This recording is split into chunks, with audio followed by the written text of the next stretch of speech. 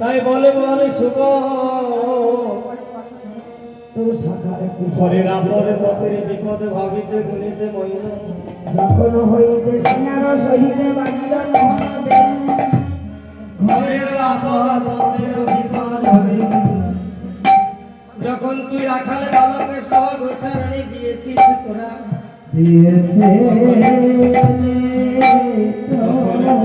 তখন থেকে আমি ঘরে বসে ভয় চলে হা কৃষ্ণ প্রাণ কৃষ্ণ বলে তোদের কথা ভাবছি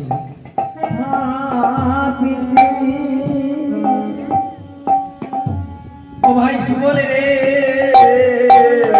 সুবলে রে ঘরের বাহির মন একটি দূর যুবতী কুলের বালা দুঃখের অনল জানিয়া কাঁদি যে করিয়া তখন আমি কি ভাবছি জানিস সুবল যখন তারা আমাকে কাঁদতেও দেয় না কৃষ্ণ বলে কাঁদতে দেয় না কৃষ্ণ নাম করতেও দেয় না যমুনায় জলে যাইতে দেয় না তখন আমি কি ভাবছি জানিস আমি এই প্রাণার রাখবো না সুবল এই প্রাণার আমি রাখবো না আমি সাগরে ঝাঁপ দিয়ে এই প্রাণ বিসর্জন দেব তাই কামনা করিয়া সাগরে মরিব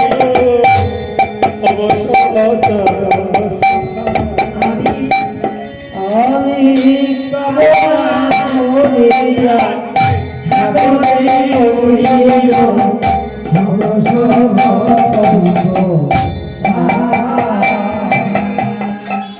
আমি কামনা করিয়া সাগরে মরিব হব সহচর সখা দীনবন্ধু কহে সহচর হইলে সকল পাইবে দেখা তাই প্রজাপত্তা দীনবন্ধু দাস বলছে ওরে সুবল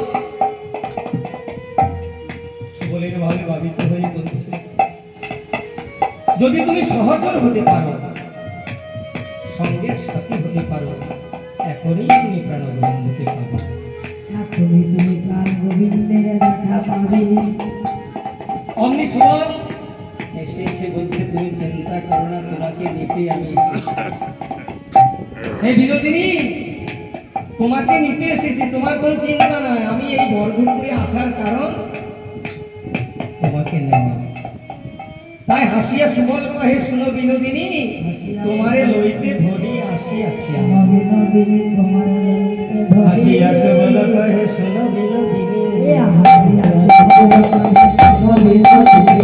তোমারে লইতে ধরি আসিয়াছি আমি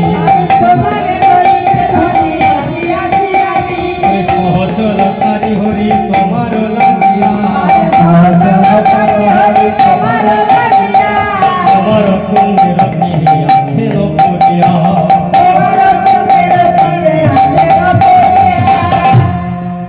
আমি তোমাকে নিতে এসেছি তুমি কোনো চিন্তা করো না তাই সকলকে ছেড়ে প্রাণ গোবিন্দ আমার রাধা কুঞ্জের তীরে আছে তুমি যাও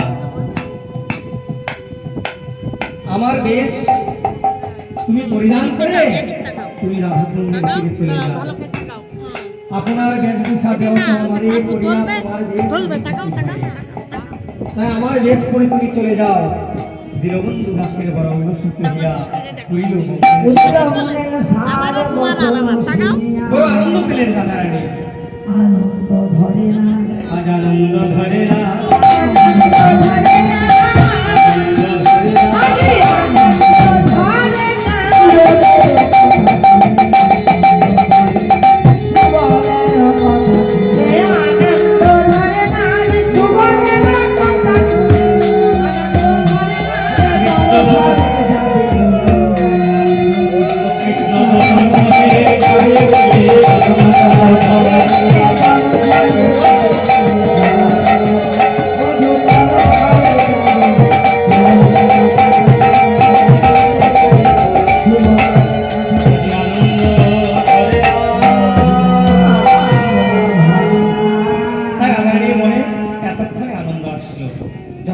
বলল, তুমি চিন্তা করো না,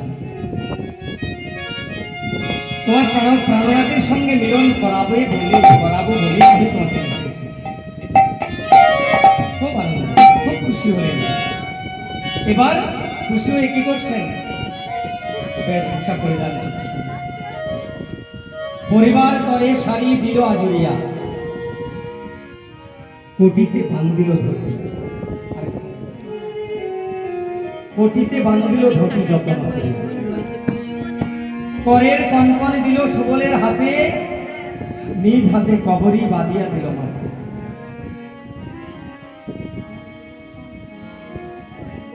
হাতে নিজ হাতে কবরী সুবলের বাঁধিয়া দিল মাথা।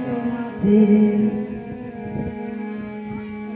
তাই মুকুরে নিরখি মুখ সিঁদুর উতারি সিঁদুর উঠাই দিল। বাঁধিল বিনোদ চূড়া। কেন সিঁদুর থাকলে তো ধরা পড়ে যাবে। সুবলের বেশে যাবে তো, রাধারানীর বেশে তো যেতে পারবে না। সুবলের বেশে যাবে। এবার সুবল সেজেছে রাধা, মাথা একটা ধরেছে পাখি,